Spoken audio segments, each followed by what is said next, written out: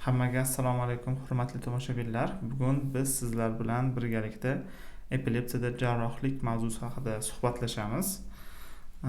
Epilepsiyada jarrohlik mavzusi juda keng, shuning uchun bugungi kunda gaplashishimiz kerak bo'lgan asosiy matn qismlariga to'xtalib o'tsak, bugun nima haqida gaplashamiz? Bugun quyidagi mavzuchalarni ko'rib chiqamiz. Birinchidan, epilepsiyada jarrohlik o'zi kimda o'tkazish mumkin? Ya'ni qanaqa bemorlar epilepsiya jarrohlik amaliyotiga kandidat bo'la oladi?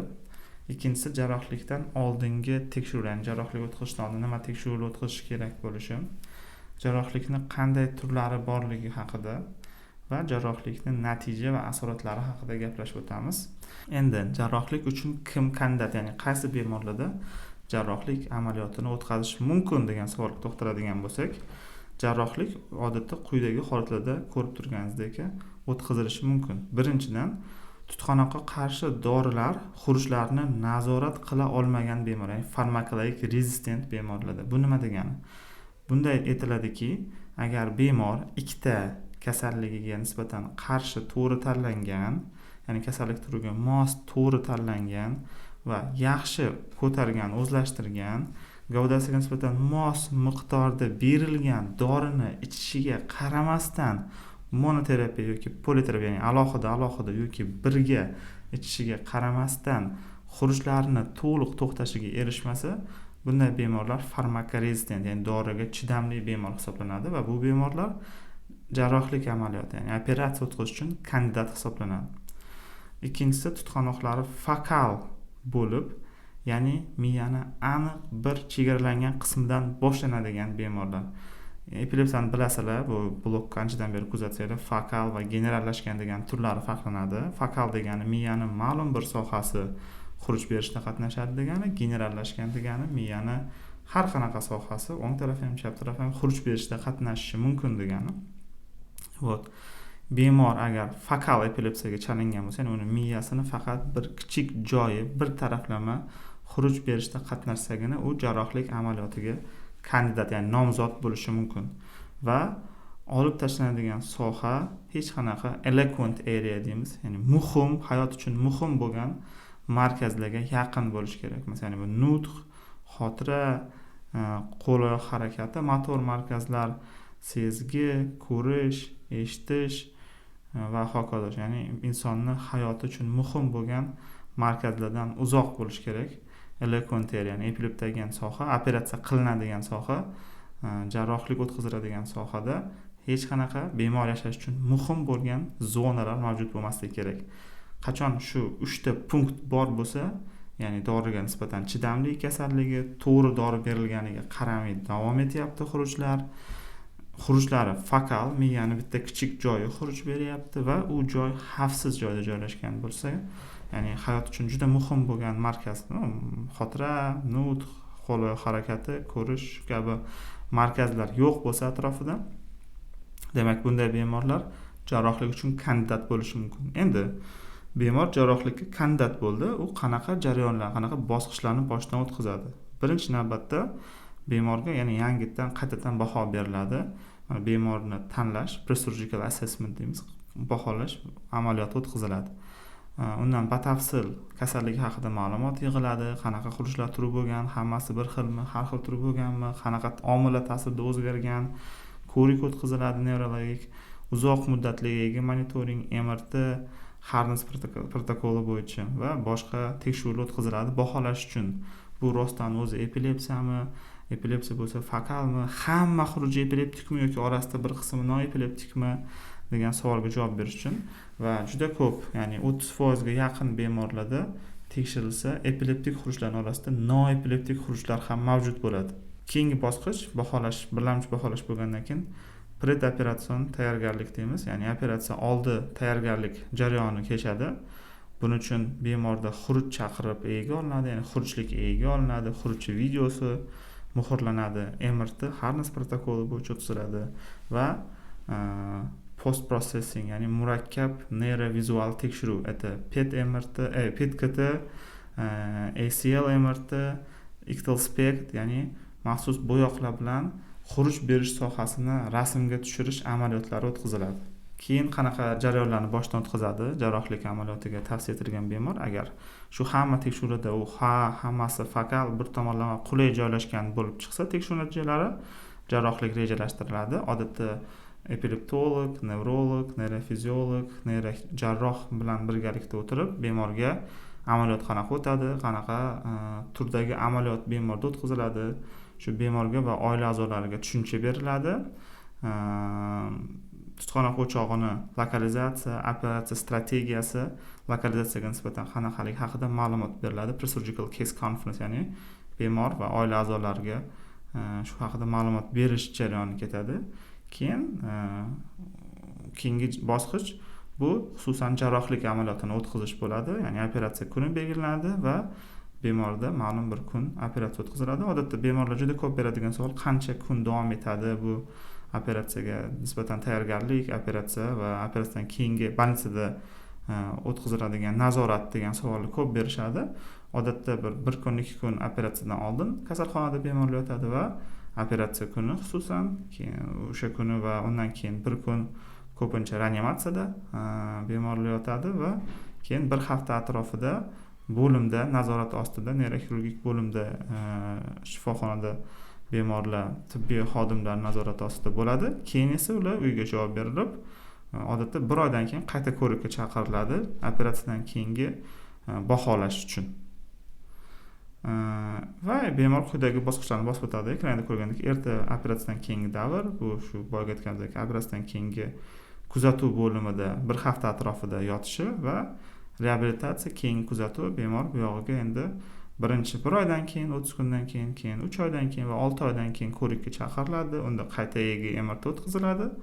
Operatsiyadan keyingi tiklanish jarayoni baholanadi. Agar hamma tekshiruvlar yaxshi chiqsa 6 oydan keyin, ba'zi bir shubhali o'zgarishlar aniqlansa 12 oydan 24 oygacha dori ichishda davom etadi. Keyin hamma narsa yaxshi o'tgan bo'lsa, sekin-sekin dorilar to'xtatilib, bemor ham barcha ichayotgan dorilarni to'xtatish va shifokor nazoratidan xolis bo'lishga erishadi.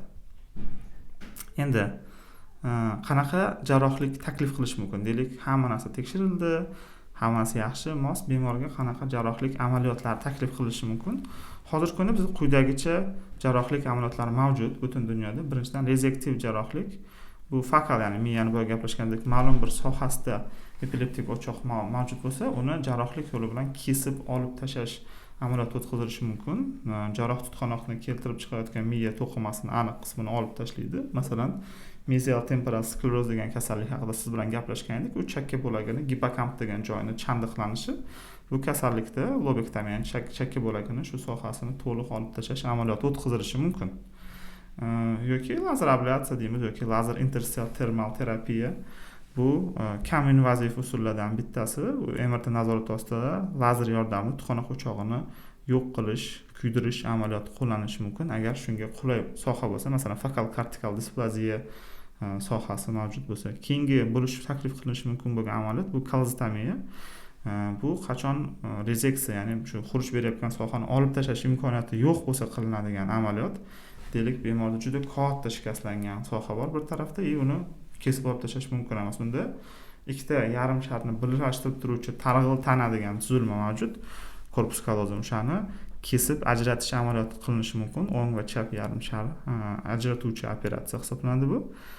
Ikki yarim sharni bog'lab turuvchi, mana ekranda ko'rgandek nerv torlarini, korpus kallozumni kesib olib tashlash bu tutqanoqni tarqalishini oldini oladi. Ya'ni bir yarim shardan ikkinchisiga o'tmasin jarayon deb qilinadigan amaliyot turi hisoblanadi. Ba'zan bundan ko'ra ko'proq funksional kamchilikka olib keladigan gemisferotomiya, ya'ni bir yarim sharni to'liq olib tashlash amaliyoti taklif qilinishi mumkin. Bu holatlar ko'proq kichik yoshdagi, chaqaloq yoshdagi bemorlarda o'tkaziladi. Masalan, kolezitomiya atanik xurujlarda tanlov operatsiyasi hisoblanadi. Gemisferotomiya ko'pincha fokal struktur kelib chiqishga ega bo'lgan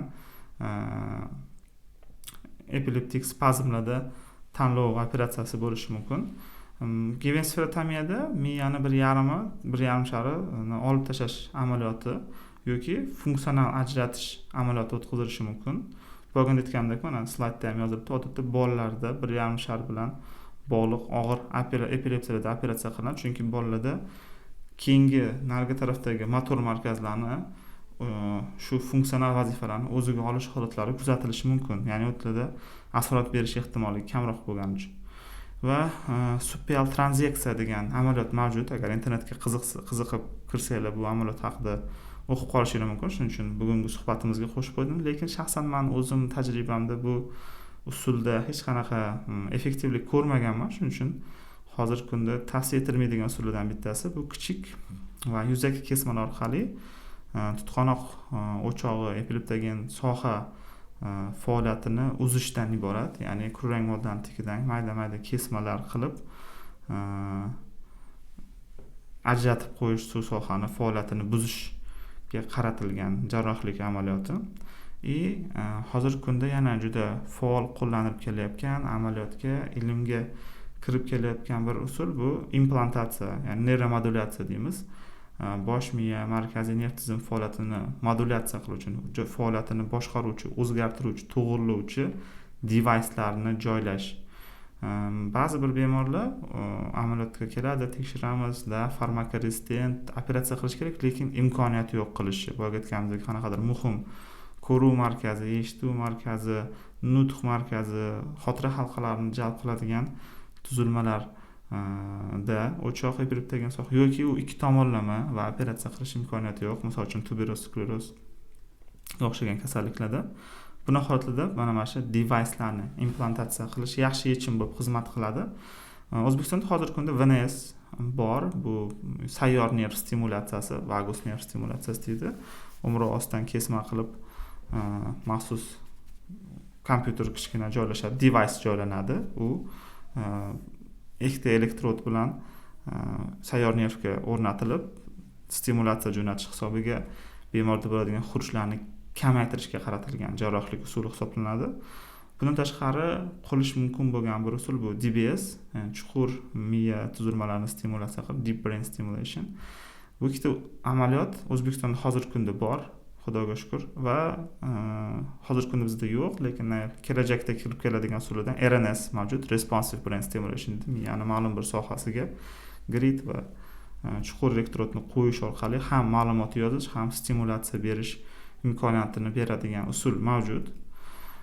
Hozirgi kunda bizda shunaqa usullar mavjud jarrohlik amaliyotini o'tkazishga. Endi bu jarrohlik amaliyotlaridan qanaqa natija bo'lishi mumkin degan savol tug'iladi. Jarrohlik amaliyoti qancha erta qilinsa, shuncha muvaffaqiyatli hisoblanadi doim. U qanaqa turi bo'lishidan qat'iy nazar, bu gemosferotomiyami, rezeksiyami yoki implantatsiyami, jarayon qancha erta boshlangan bo'lsa, qancha erta o'tkazilsa, jarrohlik ham shuncha natija yaxshi bo'ladi. Butun dunyoda tavsiya qilinadi. Birinchi 2 yil ichida farmakorezistent, ya'ni doriga chidamli epilepsiya bo'lsa, jarrohlik amaliyotini ko'rib chiqish. Lekin ko'pincha albatta amaliyotda kechki, ya'ni 10, 15, 30 yil davom etgan epilepsiya bilan ishlaymiz. Bunaqa holatlarda albatta yangi o'choqlar hosil bo'lishi mumkin. Epileptogen network deymiz. Zanjir juda keng bo'lishi mumkin. Ko'plab tuzilmalarni o'ziga jalb qilish mumkin va omadsiz o'tish ehtimoli oshib boradi. Shuning uchun hammaga unikal, universal sonlarni aytish juda qiyin va sizlar buni hisobga olish kerak. Lekin hozirgi kunda ko'plab rezektiv operatsiyalar agar to'g'ri tayyorgarlik o'tkazilsa, yaxshi natija beradi. Misol uchun chakka bo'lagi epilepsiyasida jahon statistikasiga qaraganda 80% ga yaqin holatlarda tutqanoqdan xolis bo'lish erishish mumkin. Chakka bo'lagi epilepsiyasi haqida gapiradigan bo'lsak, lekin chakka bo'lagi epilepsiyasining ham juda turlari ko'p. Masalan, mesial temporal sklerozda bu natijalar yaxshiroq, lekin anterior-inferior temporal deymiz, shu chakka bo'lagining churrasida bu ko'rsatkichlar pastroq hisoblanadi, ya'ni noeffektivroq amaliyot hisoblanadi operatsiya nuqtai nazaridan. Shunaqa, shuning uchun har bir bemorni yaxshi o'tish ehtimolligini individual gaplashish to'g'riroq.